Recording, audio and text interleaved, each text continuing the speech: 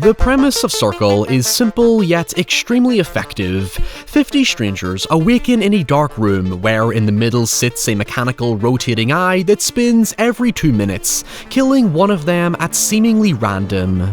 However, the strangers quickly discover they cannot leave the red circle they awaken on, as doing so leads to instant execution, and all they can do is anonymously vote for who they think should be next in line for the slaughter. As the numbers begin to dwindle and the possibility of death surmounts, the strangers shift from working together to devise an escape plan to hopelessly pondering the purpose of the game, to outright fighting with tribalism to secure their place as the sole survivor of this battle royale. The thing is, while SefChol is certainly far from a groundbreaking or may I say game-changing concept, it's an aggressive, fast-paced character thriller that exposes our inherent instinct to survive under pressure, especially when faced with excruciating moral decisions that we as a collective society deem to make us human. There are no winners or losers in SefChol, only people. Yes, there are definitely some dodgy and downright bad eggs amongst them as the film becomes a social issue buffet of hot topics such as racism, ageism, classism, ableism, faith, taxation, welfare, discrimination, homophobia, institutional corruption,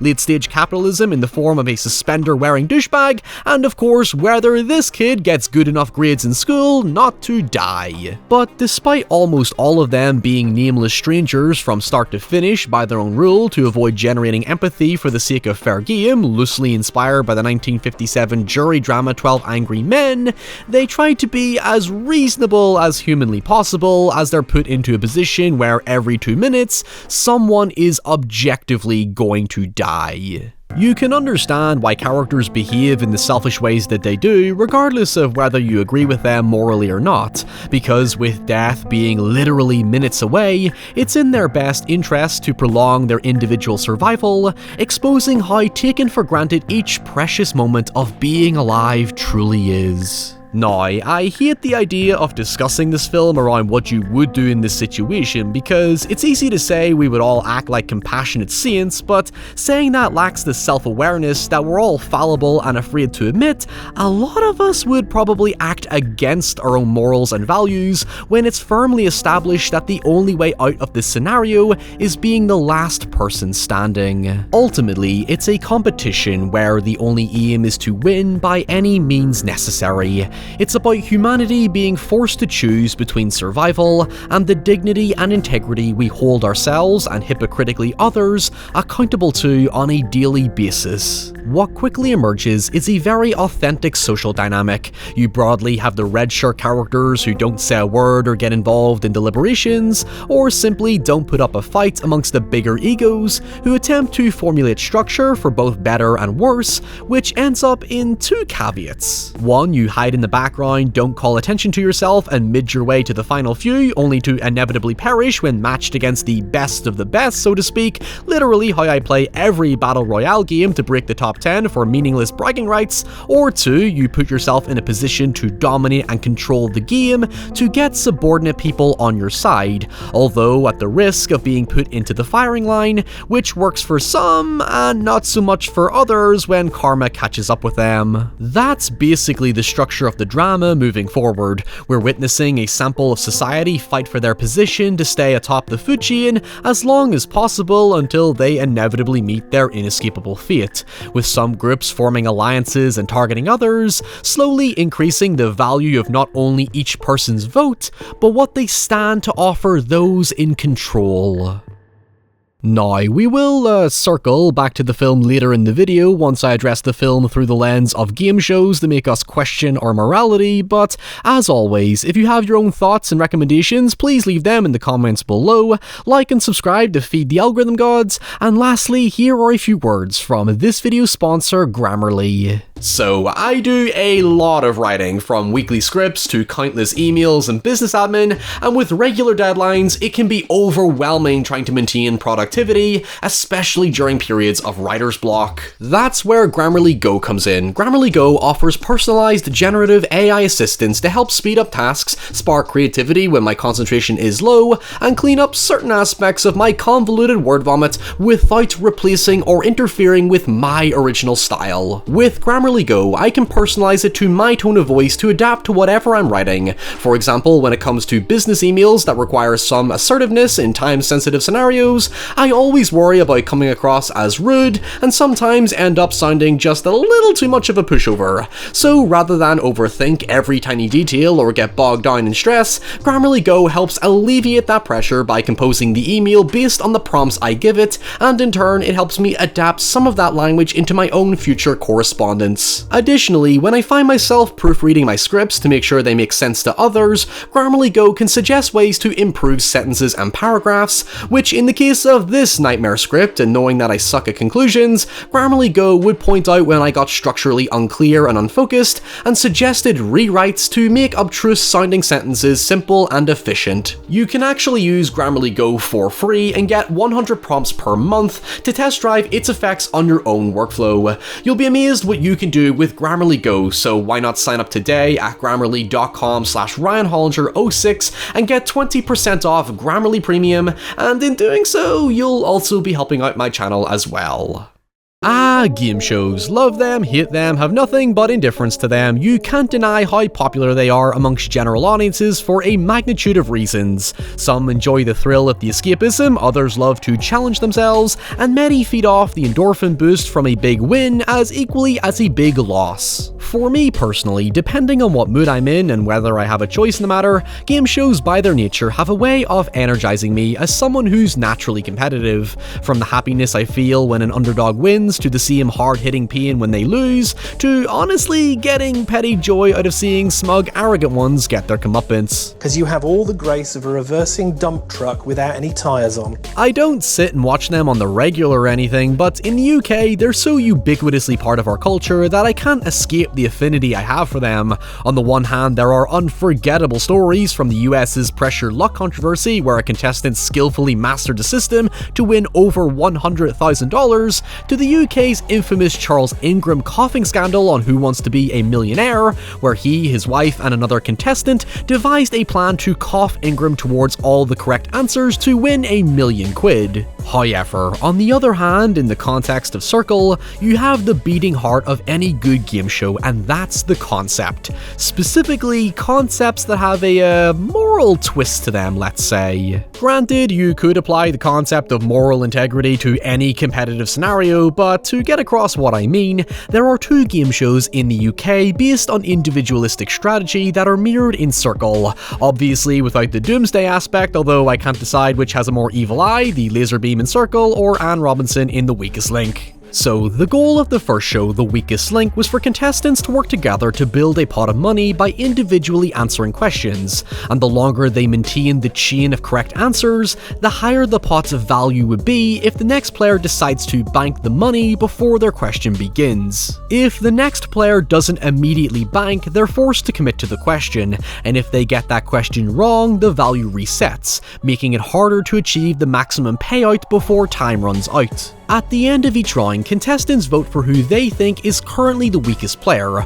although even if they knew they were the weakest player, they couldn't vote for themselves, with the intent being to keep the strongest chain of players to increase the chances of achieving that maximum jackpot, as time was gradually reduced each round, and thus speed and consistency mattered. However, near the end, when the difference came down to a single vote, depending on how selfish the pot of contestants were, it was strategically in certain players' favour to eliminate better players to increase their chances of winning the final round, as naturally the more knowledgeable contestant had a greater advantage. I think it was tactical voting by the men, and I don't care who wins. The thing was, by this point in the game, when only the best players remained, if all of them were getting questions right, the voting became entirely subjective unless someone's hesitation or speed came into question, as that was the only way to quantify the weakest link. The show, or house let's call it, never interferes with the majority decision, so the strongest player could go at any time.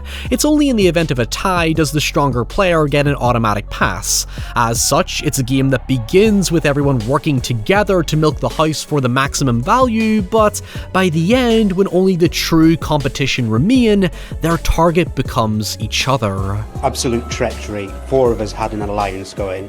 and one of them let me down. I think the team will probably get rid of Peace next, because I think it'll be 3 witches ganging up on a poor little innocent boy. It isn't the most morally demanding show, at least not compared to the next example, but it's one thing that game shows punish contestants for incorrect choices because we accept the house has all the hierarchy, power and control, yet it's another when the house puts the choice to punish into the hands of peers competing for the same selfish gain. I'm so upset with all you. I've been so honest about you. I could have given you a 0 because yours were More so, the style of The Weakest Link is surprisingly brooding for a game show.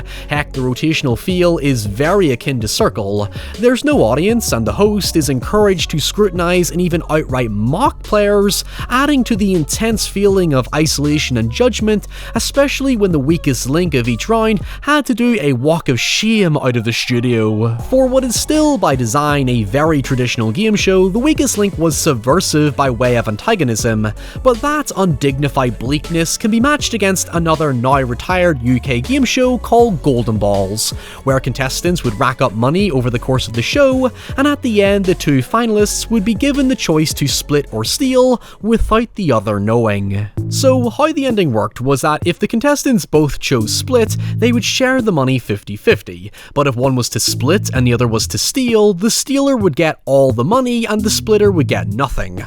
However, if they got greedy and both chose to steal, neither of them got anything.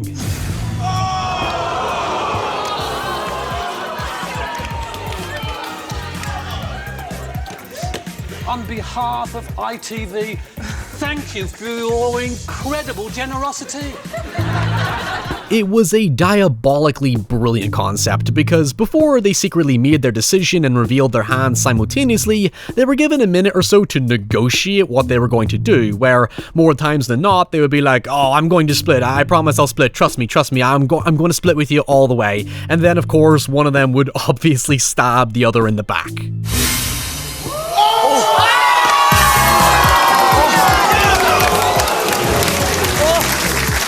You never know what's coming in this game. But at the end of the day, it's ultimately a competition. Both parties are playing to win. They can't gain the top prize by working together, as it were, which was the antithesis of other shows where contestants were playing to beat the house, at least at first.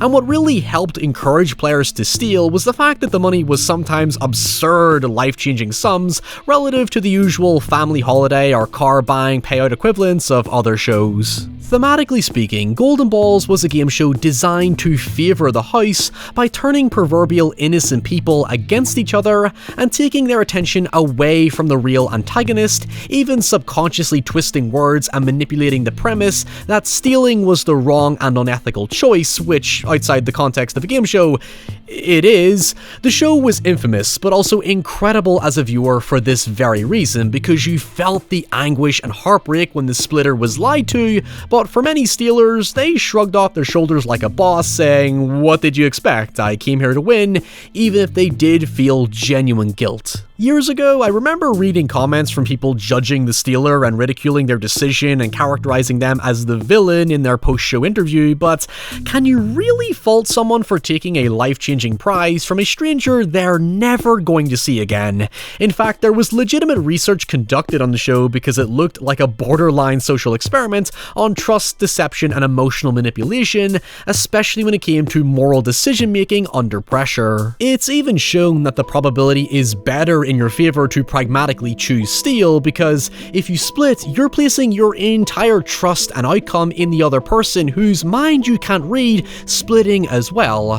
Whereas if you steal, you get everything, and if you don't, at least you take the other person down with you. Now, I know some of you will say, well, why don't they just agree during the negotiation to split the money after the show? Well, someone actually did this. They told the other contestant they were going to steal and promised to split the money later, and after convincing the contestant that the only way they were going to get any money was to split, upon reveal, the stealer actually chose split.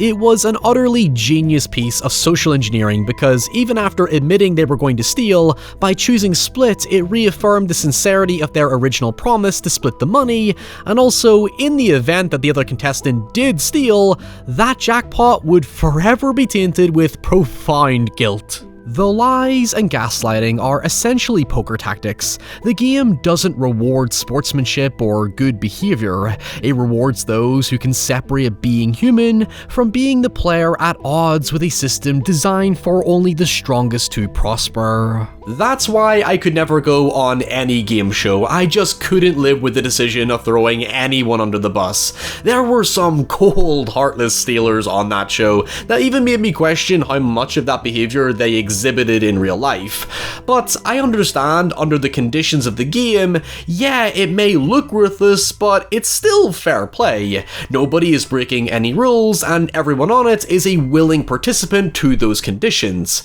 However, imagine you were an unwilling participant.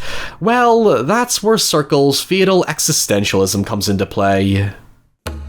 While I wouldn't call SefChol nihilistic, it does indulge in the irrelevance of value and the untenable social construct it's perceived as. What I mean is, it's impossible to determine the value of something that's subjective and unquantifiable, as the characters constantly argue over who should be voted out next, based entirely on how meaningful and purposeful their lives supposedly are. To reinforce that lack of definition, the film refuses to give us a central protagonist to explicitly root for, in a bid to both neutralize the characters as equal and to make every 2 minutes feel unpredictable. It seems the Hunt took a few notes from the opening of SefChol, which it took from Feast, by setting up our potential level-headed heroes only to suddenly kill them and continually change which character is in control of the narrative. Initially, some personalities appear quite dominant only to get killed off in the heat of the moment, whereas certain characters fade into the background as other random ones emerge as soon as there's nowhere to hide amongst the fray. To give you an idea of how the film flows,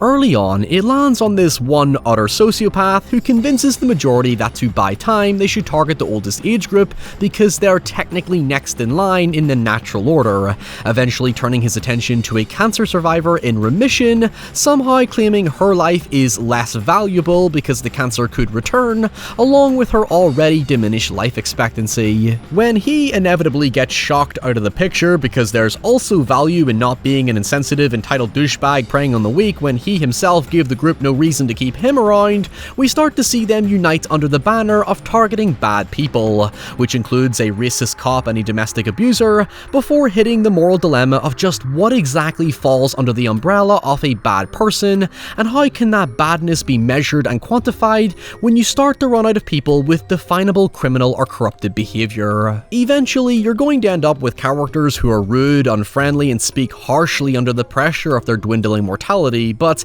they can't just be grouped together with people who have done reprehensible things. They might be unpleasant, but they haven't done anything wrong, because when do we start to weigh people's hurt feelings into the equation of survival? Some characters eventually point out, by that logic, you're suggesting one small mistake or flawed character trait will eventually cost someone their life, as those who are expected to make it late into the game will have to have a squeaky clean image and of absolute moral superiority to even triumph. As a result, we start to see a divide amongst the people where the logic behind their division becomes increasingly obtruse, to the point that, by the end, both sides are fighting with mostly the same logic, with no clear distinction between them. You can see from just those constant erratic shifts in focus how the film calls attention to how utterly chaotic the notion of value is when put into the hands of people of differing lifestyles and ideologies. For example, in terms of the cancer patient, the sociopath thinks she's of less value due to her ill health leaving her with less time, but in my perspective, she likely has more gratitude and gratefulness for life than any of the other characters. When the deaths do come at random, because as we'll see in the end, that like golden balls, you cannot read other people's minds and some are working with a secret ulterior motive, the majority of us simply follow the social rules until they're no longer applicable to our interests. There are characters who will practically give up everything about themselves to blend in and survive amongst the majority. There's a point where the convoluted, unfocused, and swiftly changing discourse becomes profoundly vapid, and yet it's striking strikingly grim and realistic. By the last dozen or so people, the conversation is so depersonalized and devoid of morality, it simply becomes a transaction to sway votes in the favor of two parties fighting for the same selfish outcome, where each of them know internally it will still ultimately come down to just one. Bluntly speaking, when you look at it for what it is, most of their votes are based on their uninformed opinion on the stranger in the spotlight in that particular moment. While the social commentary isn't as deep as other films of a similar genre, the way it's delivered through strangers fighting for self-gain does demonstrate an earnest sense of exhaustion to people and their stubborn opinions, and how their choices are fundamentally irrelevant besides justifying who they kill next. Succession said it best: in a game where there can only be one winner, it's a fight for a knife in the mud. Nobody can come out looking like the nice guy because there's an inherent ruthlessness needed to win amongst candidates all competing for the one and only crown. In fact, there are two characters who decide to play the game by pretending to be a husband and wife, with the guy making a ballsy move to ask the group to vote for him over his wife, to socially engineer them into thinking he's a caring, protective husband who will fight for his wife, and it actually works. Well, at least until they're in the last few and it comes back to haunt them, because by that point, they can hide and avoid the reality of how they're going to make it to the very end. My name's Craig. Hey, no names. What's his name? You already said his name. Now, to be fair, the divide does emerge from certain individuals trying to target the child and pregnant woman who the group universally believes should make it to the end because that's the chivalric social rule we've agreed upon for centuries. They end up receiving the most unfair amount of attention and scrutiny, in turn making them distressingly vulnerable at no choice of their own.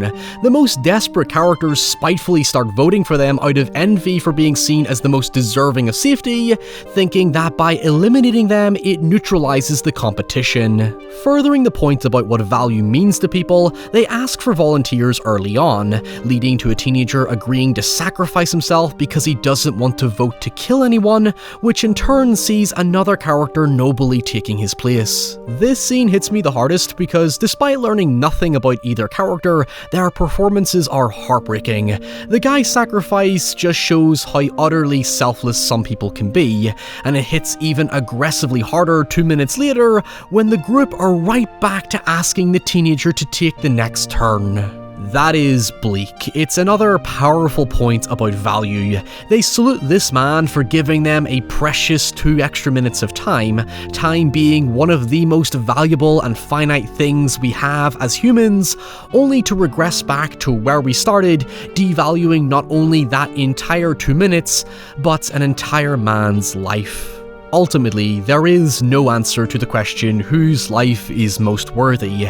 It's an absurdly impossible question without addressing every aspect of human knowledge and existence, and neither I in this video, nor you in the comments, nor any self-appointed expert in the World Wide Web is going to have an answer for it. The character's efforts to remain anonymous to avoid empathy makes it an increasingly dehumanizing and apathetic watch, but it is effective because I never became desensitized to each character's sudden death, even though I always expected it. While there is a score, it's blended in with this persistent, eerie, echoed ambience that's far removed from the spectacle of a game show, and I know it's not technically a game show, but at the same time, it's never fully confirmed what is actually going on. I mean, it is briefly pondered over, with some believing it to be just a random selection for experimental purposes, while others believe it may have a greater purpose, perhaps a test of their worthiness, but the general consensus is aliens. Regardless of what's happening, I will explain it in the end. Not understanding the goal of the game sustains the chaos theory of the group's decision making. It doesn't matter if it's about finding the worthiness or the most cunning, the prize for the winner is to walk away with their life, the most precious and meaningful gift of all, or at least that's what they hope. As they ponder over how the game works, one of the better characters, Eric, thinks ahead and makes a point that when it comes down to the final 2 and the vote split, assuming they vote for each other, how does the system decide the eventual winner? My assumption is it's not the worthy person who wins, it's the one who's selfish and determined enough to get the other to concede. Now, just before we talk about the ending, if you're someone who's dubious to the chivalric nice guy act that many strangers hide behind, because if history has proven anything, there are many master manipulators and abusers who hide behind it. In fact, all of Barbarian is about that very concept. Well, Circle is certainly not going to help you feel any more comfortable. As I said earlier, much of the divide centers around a pregnant woman and a child, who end up in the final three along with Eric, who throughout the film seems to be the closest we get to a central rootable protagonist. Since they determined to have to die so one can prosper, Eric ends up convincing the child to step off the platform at the same time as him, so that the pregnant lady can win because she technically counts as 2 lives. But just as they simultaneously go to step off, in the last second Eric stands back. The child dies and Eric uses his vote to target the pregnant lady who doesn't have time to react. It all happens in a split second, and Eric proves himself to be an absolute cunning monster. He technically plays the game perfectly, so to speak. He establishes himself early, gets people to like him before he fades into the background as the bigger egos battle, and in the end, when he's in control, he takes advantage of the 2 most vulnerable targets to win the final round, as it were. Until the timer begins once again. Yep, that's right, in another shocking twist, the unborn baby gets a vote. But of course, Eric then triumphs because baby, and he returns to Earth dazed and traumatized as alien ships tower above as other survivors linger by and watch. Honestly, it's the most perfect ending for a film like this. It's that split or steal moment. Eric uses his charm, compassion, and likability to fool the others, but whether that makes him evil in the context of survival is up to the viewer. It's also interesting to see a lot of children and pregnant women amongst the survivors to give us a hint into how similar social logic emerged in other games. While Circle as a whole is far from perfect, it's repetitive and a bit meandering, and some of the performances are truly god-awful, it's an absolute nightmare morality play on the game of life, projecting our impulsiveness, our struggles to decide and deconstruct under mortal pressure, and in general, just how utterly insufferable opinionated people can be, especially when you let them put their finger on the trigger. If you made it this far, thank you so much for watching. Please leave your thoughts and recommendations in the comments below, and until next time, stay safe, stay away from game shows, and I'll see you all very soon. Bye.